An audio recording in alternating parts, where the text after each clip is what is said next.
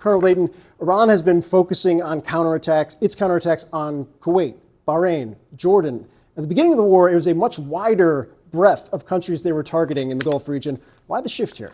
Yeah, that's a great question, Phil. One of the reasons that they did this is because there's a preponderance of American military forces in places like Kuwait, Jordan, and Bahrain. There are also some in the UAE, but there are some relationships that the Iranians have with the UAE and with Qatar, which also has a major U.S. military base. In fact, the largest Air Force base overseas is in Qatar. And the Iranians have decided at the moment not to attack those two areas because of those relationships and the fact that Qatar and the UAE are also working on mediation with Iran. So that's one of the main reasons. But the countries of Kuwait, Bahrain, and Jordan, they are more open to the U.S. Being a presence in their area for a long time.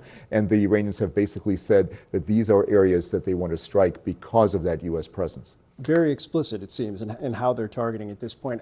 Another service member was killed in a, quote, controlled detonation.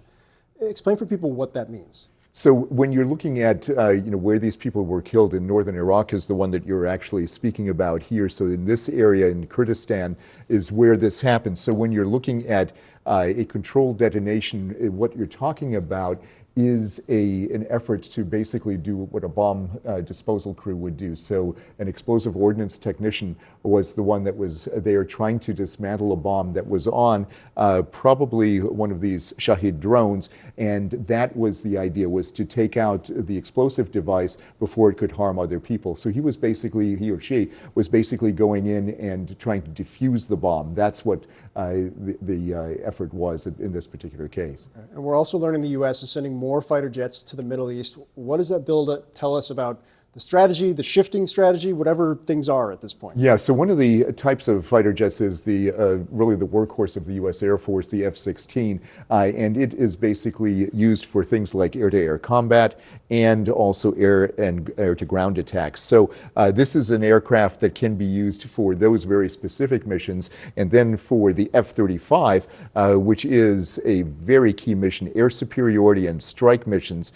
So what they're going to be doing is they're going to be taking jets like this and actually moving them forward in a way that would allow them to really strike at targets really throughout the region. And when you look at the entire region here, they've got a plethora of targets that they can go after. So the target set that we're looking at would include areas here in the south and in the west because of missile launch facilities there. And then we can't forget about Tehran because that's really the center of everything. And then potentially they might actually strike at targets in the northeast because that's the connection via rail to Russia and China. Do you think from the northeast perspective, Iran's air defenses are demolished enough, are taken care of enough? Like, they still clearly have capability. That overflight, I think, would put U.S.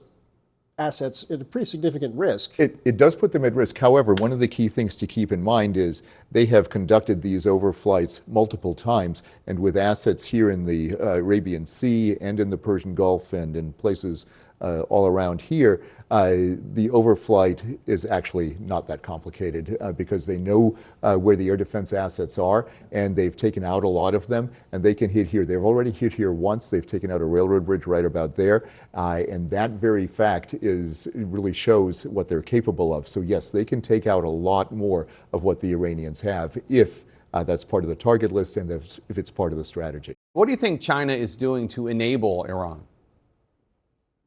Well, thanks, Jake. It's great to be with you again.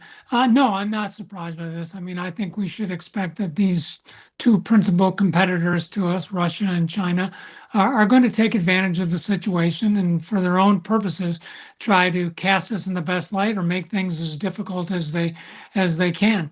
Russia certainly has a relationship with Iran linked to their operations in the Ukraine. And I think that China is primarily motivated by their economic objectives, and they see that the challenge that this war has presented, not just us, but a variety of the globe here, and they are going to make things as difficult as they can for us, of trying to extricate ourselves from this or accomplish our objectives. Israel believes that Iran moved advanced centrifuges and part of its stockpile of highly enriched uranium to Pickaxe Mountain after the 12-day war last June. President Trump said this today. Take a listen.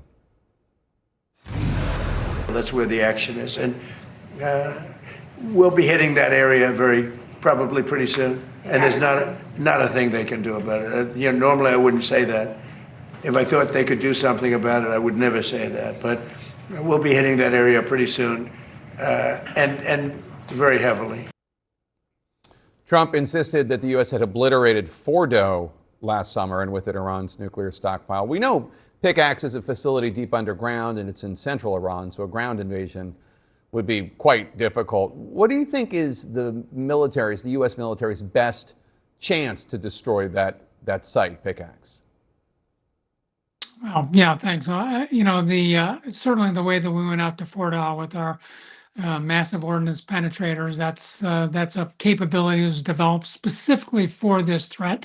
Of course, we used a lot of those last summer. I don't know exactly what the inventory might be, but we've got to be judicious with the employment of those weapons. So I would imagine with this reporting, we're going to want to confirm everything that we can before we take action. But certainly we have to be concerned about Iran and their commitment to a nuclear weapons program and the time that they had after the strikes last summer to reposition resources and try to reconstitute portions of their program. From a purely legal perspective, right? The president's threatening civilian targets, bridges and power plants, and I know that they might make the case that, well, the regime uses them as well. But if you were commanding U.S. forces there, would you consider that a legal and acceptable use of U.S. military force? It depends on what the power plant's connected to. For example, one of the things we have to do is we have to isolate and take out the ability of the Bandar Abbas region to control the strait. So if it's a power plant that's feeding Bandar Abbas or Bushehr and being used for military purposes, sure, let's go after it. If it's something in Tehran that's just purely civilian, that's something else. But Jim, one other thing that is not coming out here that should come out is, in order to succeed in this, you have to isolate the theater of operations, that is Iran. So right now there's endless convoys of trucks, I'm told, coming in from Pakistan, and they're carrying parts for missiles, guidance systems, and so forth. There's railroad lines coming in from China with rocket fuel.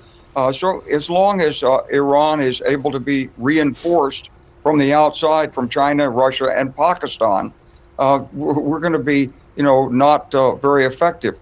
We went through this in Vietnam in 1964. We could have broken up the Ho Chi Minh Trail, stopped it, and changed the way it went, but we didn't take it seriously enough. And so, Jim, I just want to say, if I can, this is real conflict that the United States of America can't blow off, take lightly, and assume it's going to be okay, and don't worry too much about it. The Iranians are building intercontinental ballistic missiles. They are trying to get nuclear weapons, and they are determined to dominate the region and maybe even us. So they want to be a superpower. We don't like their values and their approach. We can't back away from this. What are the administration's options, General, to get out of this conflict, to get Iran's grip on shipping eliminated here without putting boots on the ground? I think if you work it properly through air power and through the naval assets we have in the region, including unmanned surface vessels and underwater activities, you can really eliminate almost all of their ability to interfere with shipping in the Strait of Hormuz. It won't happen instantly. If you want instant gratification, it won't happen, but ground troops won't solve that either. You have to develop the targeting base, get the staring reconnaissance overhead, have the immediate response capacity.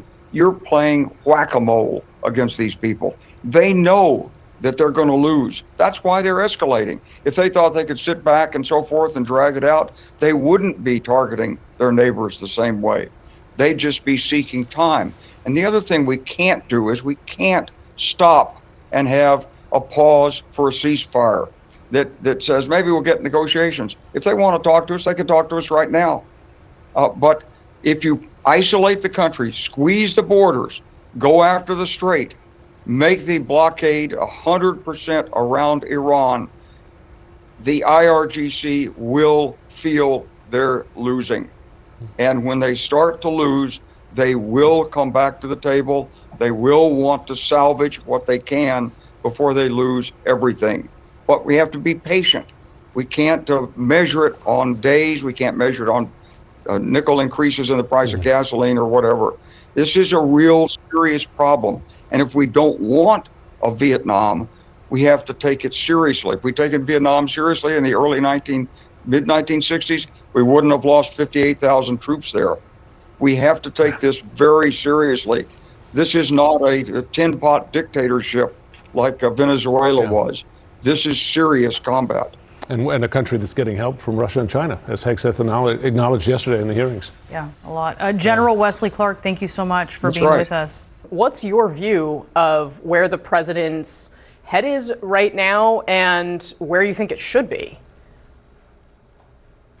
He's immensely frustrated with the Iranians. His advice that he's receiving, I think, is let's continue working on this option of adding more military pressure, effectively, Casey, escalating in order to de-escalate, to get the Iranians to come to the table. I think the problem with that advice, which is generally reasonably sound, but the problem is, so far, the Iranians have seemed quite capable of playing through some pretty heavy hits. So bottom line, I think the president has a very serious set of options on his desk from the military to really ramp this thing up. But it's kind of unclear whether that's going to be a success. Let me conclude with kind of a couple other thoughts. To the degree we could internationalize this and get our allies involved, not in dropping bombs on Tehran, for example, but in helping us clear the strait. There's current reporting that those conversations are in progress. And then secondly, the president is probably considering, what can the CIA do here? What can we do covertly? How can we use cyber? I think a lot of options are on that stack, and I think the president has a weekend of tough decisions ahead. Admiral, what is your evaluation of whether any bombing campaign can materially change the situation? Does really changing the current status quo require ground troops or human personnel in some capacity?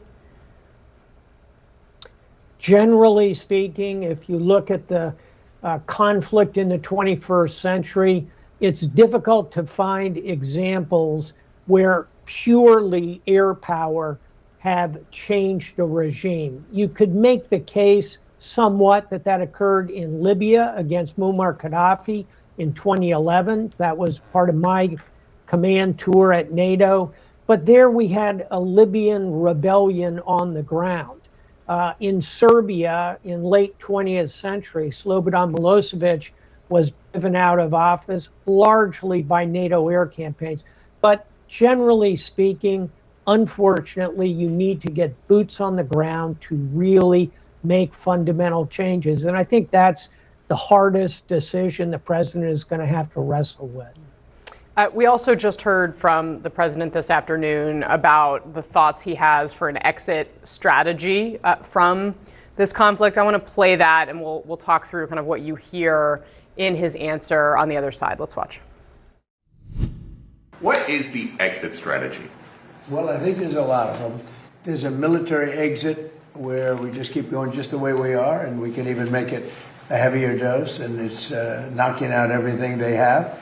Or there's a smarter strategy, and that's you make a deal, and they want to make a deal. I just don't think they're ready yet, but they do want to make a deal. Sometimes they don't want to say they want to make a deal. They want to be the tough guys, but they do want to make a deal. There's two ways. I mean, it's you can just keep doing exactly what we're doing and take them apart piece by piece. We could do it in a more rapid fashion, which we might do, or we can negotiate with them, which we're also doing right now. He says we could do it in a more rapid fashion, which we might do. What options do you think he's laying out right there? Going big, sending B-1 bombers in, putting up all those new tanker aircraft that Kirsten mentioned coming out of Europe, gives you the ability to recycle your strikes. I think also going to the Israelis and putting them into the mix, and also talking to the Arab nations. Increasingly, I'm seeing reporting that the Saudis, the Emiratis, lately I've seen the Bahrainis, the Kuwaitis have potentially participated. So I think what you're hearing is somebody considering going very, very big in order to push things along. By the way, on a human level, the president just looks tired to me. He looks like he's a man under significant stress, and frankly, I don't envy him the decisions ahead. A little bit of a warning in your words there. Very interesting. Obviously, one of the things that weighs on most presidents is, of course, when there are American casualties, especially in conflicts that they perhaps themselves have ordered. And of course, we saw the president attending the dignified transfer of Americans this week. But now the Pentagon website that tracks these casualties, it now says that only 14 Americans have died in the war with Iran. Obviously, the 4 who were transferred home made that number 18. The Defense Department, it's calling it a data disruption, but there seems to be some questions about why this might have happened. Why do you think this still hasn't been corrected? Occam's razor says that it's an old proverb that so often the simplest explanation is the correct one, meaning I think it is a glitch, a mistake. Having said that, it is a very significant one, especially to those families. And we've all seen the faces of those 4. And just to make a point, 2 of them women, 1 a Latina, 1 black male, 1 white male. Poof, it's a very poignant portrait of American military. They deserve better than to see their names dropped because of a glitch. That ought to be investigated. That's a significant misstep. It ought to be instantly corrected, and it ought to elicit a deep apology from the leadership in the Pentagon.